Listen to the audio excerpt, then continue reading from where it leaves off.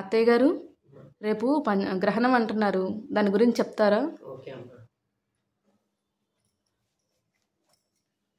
గ్రహణం రేపు కదా, 7వ తారీఖు 9వ నెల, అంటే సెప్టెంబర్ నెల, ఆదివారం. ఓకే. గ్రహణం అంటే ఏం లేదురా, గ్రహణాలు రెండు మనకి, సూర్యగ్రహణం, చంద్రగ్రహణం. రేపు వచ్చింది చంద్రగ్రహణం. చంద్రగ్రహణం అంటే అది ఏం రేపు రాత్రికి 9:50 మొదలవుతోంది, 1:31 విడుదలైపోతుంది. ఆ గ్రహణ మధ్యకాలం 11:41, అంటే 11:12 ఆ ప్రాంతాల్లో మధ్యకాలం అని అంటారు దాన్ని. ఏమన్నా ఆ గ్రహణ సమయంలో ప్రతి ఒక్కళ్ళు కూడా ఎంతో నియమనిష్టలతో దైవ ప్రార్థన చేసుకుంటూ ఉండాలి. పట్టు స్నానం, విడుపు స్నానం అని ఉంటుంది. అంటే ఏంటంటే గ్రహణం పట్టంగానే 9:50 అన్నాను కదా, 9:30 కల్లా మనం స్నానం చేసి రెడీగా ఉంటే దేవుడి దగ్గర కూర్చుని ప్రార్థన చేసి దేవుడి శ్లోకాలు అవి చదువుకోవటం, నీకు వచ్చినవి ఏమిటి, లక్ష్మీ సహస్రము, విష్ణు సహస్రము, లలితా చాలీసాను, బాబా చాలీసాను, మనకి ఏది వస్తే అది ఆ దైవాన్ని ప్రార్థన చేసుకుంటూ కూర్చోవటం. బ్రాహ్మణునికి గాయత్రి జపం చేసుకుంటూ కూర్చోవటం. మిగతా ఉన్నారనుకోండి ఏదో ఓ నమ శివాయ అనుకోవటం, మనకు వచ్చినవేవో చూసుకోవటం. అలా ఎంతో నియమనిష్టలతో ఉండాలి. ఎందుకంటే ఆ పట్టు విడుపు ఆ టైంలో చేసింది మంత్ర జపమే కానీ, లలితా సహస్రమే కానీ, ఏదైనా సరే చాలా ఎంతో పవర్ఫుల్గా ఉంటుందన్నమాట. చాలా మంచి విశేషం ఇస్తుంది. అయితే ఆ టైంకి కన్నా ముందు మనం గ్రహణం పట్టిన సమయంలో ఏమీ తినకూడదు, తాగకూడదు. టీ తాగుదాం, నిద్రగా ఉంది కదా టీ తాగుదాం, కాఫీ తాగుదాం అనుకోకూడదు. ఎంతో నియమనిష్టలతో ఉండాలి. అయితే ఆ గర్భిణీ స్త్రీలు అయితే ఇంకా నియమంగా ఉండాలి.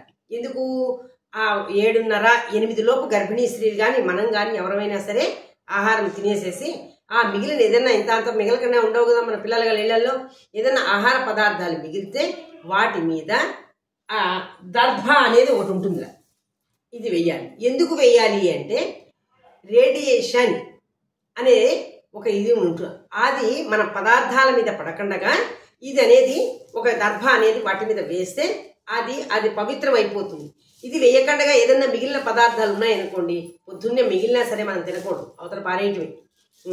అది ఒకవేళ దర్భ దొరకని పక్షంలో, కొన్ని ప్రాంతాల్లో దర్భ అంటే దొరకదు, ఆ ఊళ్ళో ఏది ఉండదు, అలాంటప్పుడు గరిక, ఇదిగోండి మనం వినాయకుడికి పూజ చేస్తాం, గరిక, ఈ గరిక కూడా వేసుకుంటారు కొంతమంది.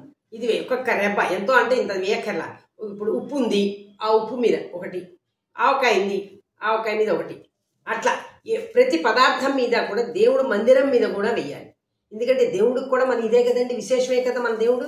అందుకే అవన్నీ చేసుకున్న తర్వాత, ఎంతో పవిత్రం చేసిన తర్వాత తెల్లారి పొద్దున్నే లేచి స్నానం చేసి ఇల్లు వాకిళ్ళన్నీ శుభ్రం చేసుకుని దేవుళ్ళ పటాలు తుడుచుకుని బొట్లు పెట్టుకుని, మనం అమావాస్య వెళ్ళిన తరువాత దేవుడు పటాలు అవి తుడుచుకుని ఎంత శుభ్రం చేసుకుంటామో, దేవుళ్ళను పులికాపు చేసుకుంటామో, ఈ గ్రహణం తరువాత మర్నాడు కూడా అదే రీతిలో దేవుడు పటాలు, దేవుడు మందిరము, ఇల్లు వాకిళ్ళు అన్నీ కూడా శుభ్రం చేసుకుని ఎంతో పవిత్రంగా మళ్ళీ యథావిధిగా పులికాపు చేసుకుని దేవుళ్ళ పటాలకు బొట్లు పెట్టుకుని పూజ అది చేసుకోవాలి. తెల్లారి పొద్దున్నే లేచిన తర్వాత స్నానం చెయ్యందే కాఫీ టీ తాగటం పనికిరాదు, ఏమీ చేయకూడదు. పిల్లలతో సహా, పెద్దవాళ్లతో సహా, ముసలి వాళ్ళతో సహా, అయ్యో ముసలమ్మలే ఏం చేయలేదులే అని అనుకోవటానికి లేదు. ఉన్నంతలో శుభ్రంగా స్నానం చేయించేసి ఆవిడకి టిఫిన్ పెట్టడము, పసిపిల్లాడైతే పాలు పట్టడము, మనపోటి వాళ్ళమైతే కాఫీ టీలు తాగటం, ఇలాంటివి ఇల్లు వాకిళ్ళు శుభ్రం చేసుకుని స్నానం చేయండి మాత్రం ఏమీ తినటానికి వీల్లేదు. ఏమండి, అంత పవిత్రంగా అంత నియమనిష్టలతో చేసుకున్నది చాలా విశేషంగా ఉంటుంది. గర్భిణీ స్త్రీలకు అత్తయింది, గర్భిణీ స్త్రీలు కూడా అంతేనమ్మా. గర్భిణీ స్త్రీ కూడా స్నానం చేయందే ఏమీ తినడానికి లేదు, తాగటానికి లేదు. గర్భిణీ స్త్రీ కూడా పెందరాడే లేచిన తర్వాత శుభ్రంగా వేడివేడి నీళ్లు పోసుకోవటం, తల్లిండా స్నానం చేయటమే. మళ్ళీ మామూలు స్నానం అంటే కంట స్నానం ఎక్కడి వరకు అనుకుంటారేమో, కాదు, తల్లిండా స్నానం చేసేసి షాంపూతో మన తలకాయ రుద్దుకుని ఎట్లా చేసుకుంటాం అట్లాగే స్నానం చేసిన తరువాతే ఏదైనా పదార్థాలు తీసుకోవాలి. ఏమండి, అదే ఇవేమిటి, ఈ గ్రహణం కుంభరాశి, ధనుసు రాశి, మీనరాశి, ఈ 3 రాశుల వారికి కూడా వారి వారి నక్షత్రాలతో వస్తుందని మన పురాణాలు చెబుతున్నాయి, వేదాలు మన బ్రాహ్మణులు చెబుతున్నారు. కాబట్టి వాళ్ళు అసలు గ్రహణం పట్టేటప్పుడు మన వాళ్ళు ఏం చేస్తారంటే, కొంతమంది ఎంతవరకు వచ్చింది, ఎంతవరకు రాలేదు, పూర్తిగా అయిందా విడిచిందా లేదా చూస్తూ ఉంటారు. ఈ 3 రాశుల వాళ్ళు అసలు బయటకు వచ్చి చంద్రగ్రహణం చూడటానికి వీల్లేదు.